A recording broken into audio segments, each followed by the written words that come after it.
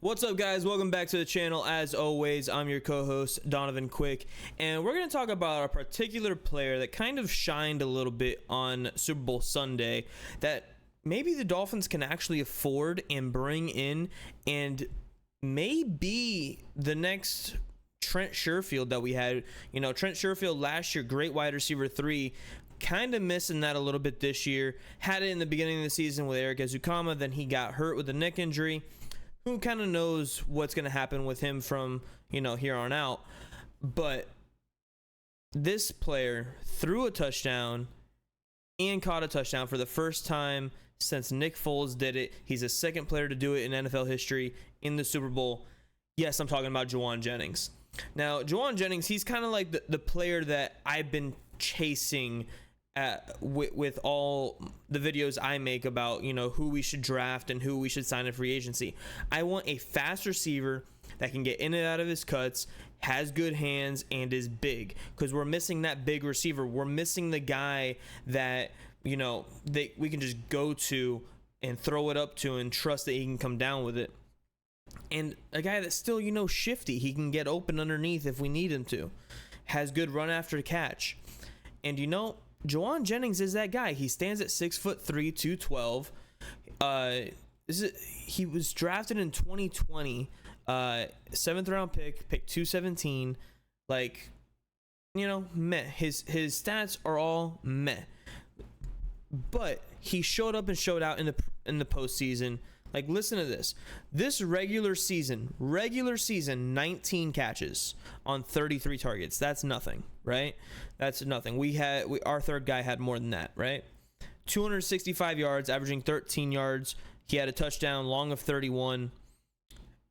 In the postseason, 13 targets, 10 catches, 111 yards, 11.1 yards per catch, long of 23, also a touchdown.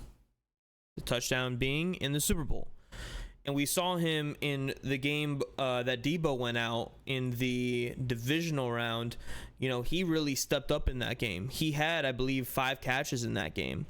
He stepped up in the Super Bowl when they needed him.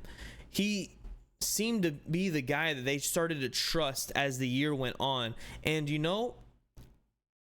he's a free agent. I kind of want to bring him in. I want to be like, hey, come on over. He could be a cheaper guy. He's not going to sit here and demand, $10 million out of you. He may get $4 million a year, if that, just because of what he did in the postseason. He could definitely come in. He already knows a very similar scheme to ours. Everybody's saying that we run the same scheme. No, they're very similar schemes. We're more pass heavy. They're more run heavy. Just what it is, right? So he already knows the scheme. He can block as a wide receiver, and he can also clearly do anything that we need him to do. Run out of the backfield. He's done that. Throw the ball. He's done that. And that was a dime, by the way, in the Super Bowl.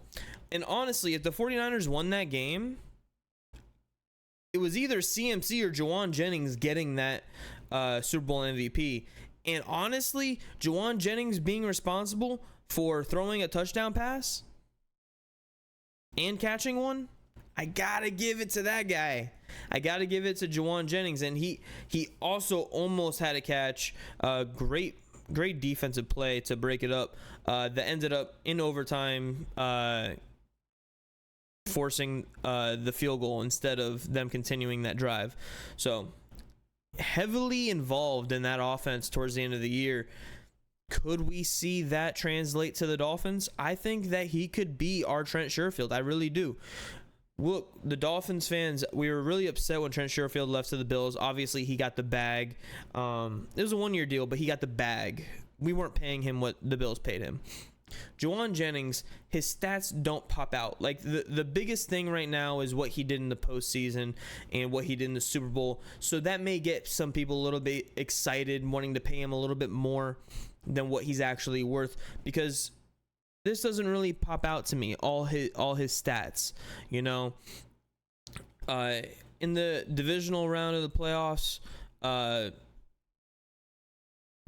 think, what was that? 2 catches, 25 yards. It was against Green Bay, 5 catches, on 6 targets for 61 yards. Detroit, he had a catch for 8 yards. The guy, and he's also good on special teams.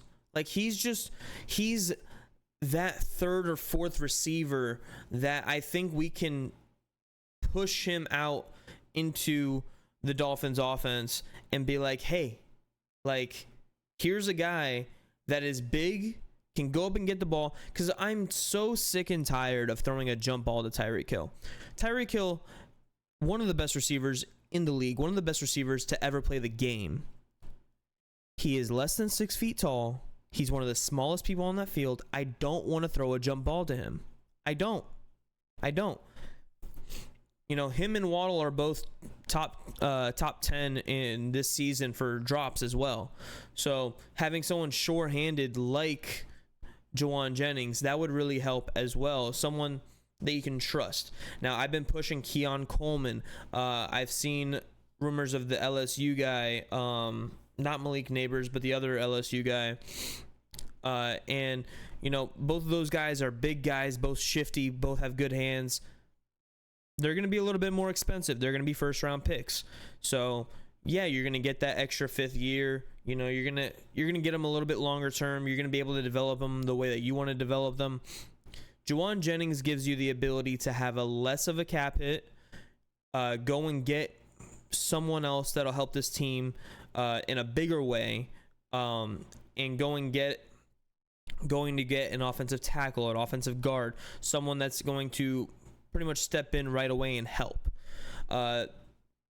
So you could do that. That's what the Jauan Jennings signing would help with. Now, do I think this is going to happen? I think with how his usage went towards the end of the season, like I said, especially the postseason, the way he stepped up in the way he did, the way he was so heavily involved in the Super Bowl, especially with Debo and Ayuk being healthy in that game. Debo, for the most part, he did have a hammy injury in the middle of it, but regardless of that, he was still heavily involved. That was the game plan.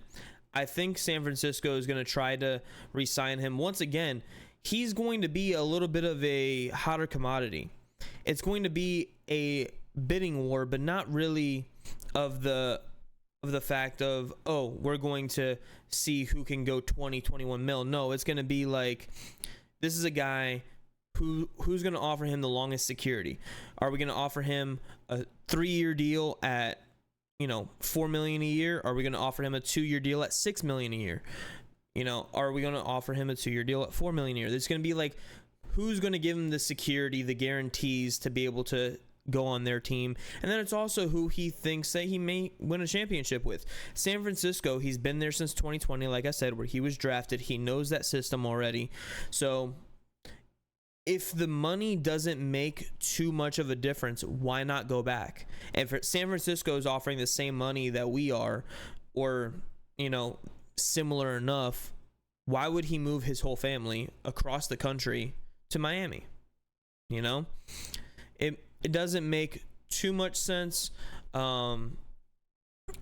But, you know, I do think the Dolphins are going to be involved in trying to get this guy on their team this offseason.